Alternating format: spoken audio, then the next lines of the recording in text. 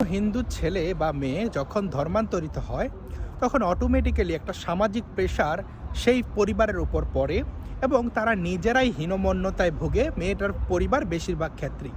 এবং ধর্মান্তরের ক্ষেত্রে আপনি সবচেয়ে বেশি যে কারণটা দেখবেন সেটা হলো, প্রধান কারণ হলো ধর্ম সম্পর্কে অজ্ঞতা এবং পারিবারিক যে স্ট্রিক্টনেসের অভাব এবং তার ভিতরে যে হিন্দু সত্তা জাগ্রত না থাকা। মানে সে সবসময় দেখে আসতে যে হিন্দু সত্তাটা কম্প্রোমাইজেবল। এখানে দুইটা দৃষ্টিকোণ থেকে দেখা যায়। কিছু বাবা মা আছে, হিন্দু মেয়েটা যদি ছেলে হিন্দু ছেলের সাথে প্রেম করে তাহলে সে গোত্র দেখে, জাত দেখে, এই দেখে।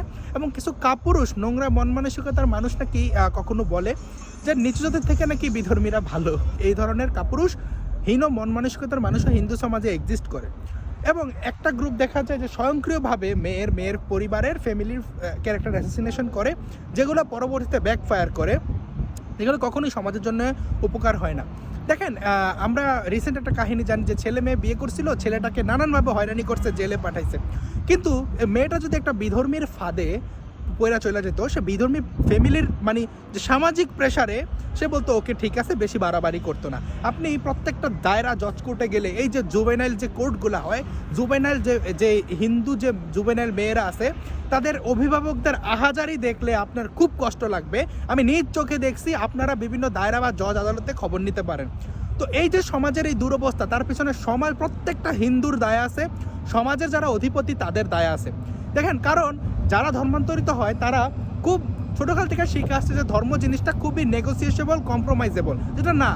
তাই সে যদি হিন্দু সত্তা ধারণ করে সে তো কখনো ছাড়ার কথা না।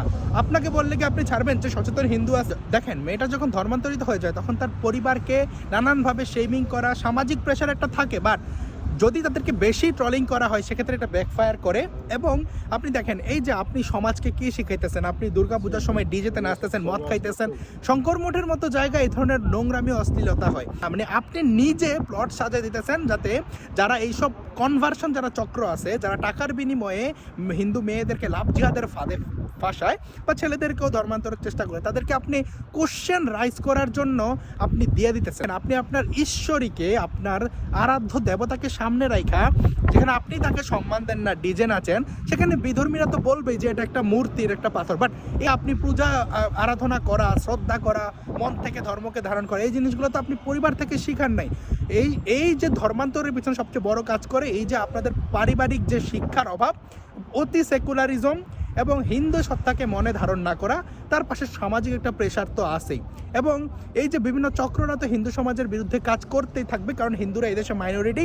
তাদেরকে নানানভাবে মেয়েটাকে কনভার্ট করাইলে সেই মেয়ের পরিবারে ভাঙন ধরানো যায়, মেয়ের পরিবারের সম্পত্তির দাবি করা যায়, হিন্দুদেরকে বাস্তুচ্যুত, ভূমিচ্যুত করা যায়। এটা খুব বিশাল প্ল্যান। হাজার বছর ধরে গোলামি করতে করতে হিন্দুদের মাইন্ডসেট এতটাই গোলামিতে চলে গেছে যে একটা মেয়ে পালায় গেলে সেই বিধর্মীর ফ্যামিলির চাপে মেয়েটাকে ঠিকমতো মানে নিয়ে আসা, তাকে যে কারেকশন করা বা তাকে কনসালটেশন করার ক্ষমতা বাংলাদেশের হিন্দুদের হয় না। তাকে যে ফাঁদে ফেলা, ফুসলাইয়া নিয়ে যায় অন্য একটা ধর্মে, সেখান থেকে ফিরে আনার ক্ষমতা হয় না। সেক্ষেত্রে দেখা যায় একটা হিন্দু ছেলের সাথে যদি মেয়েটা পালিয়ে যায়, ছেলেটাকে নানানভাবে হেনস্থা করা, মানে সে কেন হিন্দু তার সাথে জোর দেখাবে।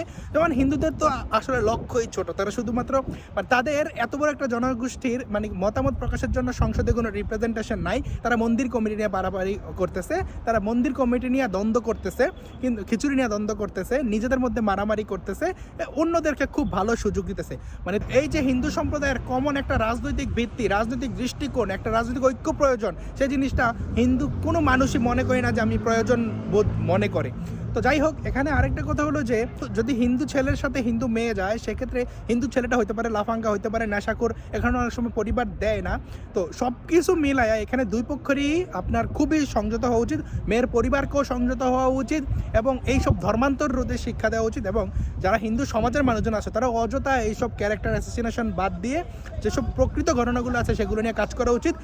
যারা তরুণ প্রজন্ম আছে বা যারা কিশোর বয়সে আছে তাদেরকে গীতা শিক্ষা বা হিন্দু ধর্মীয় সত্তা জাগরণে কাজ করা উচিত। ধন্যবাদ সবাইকে।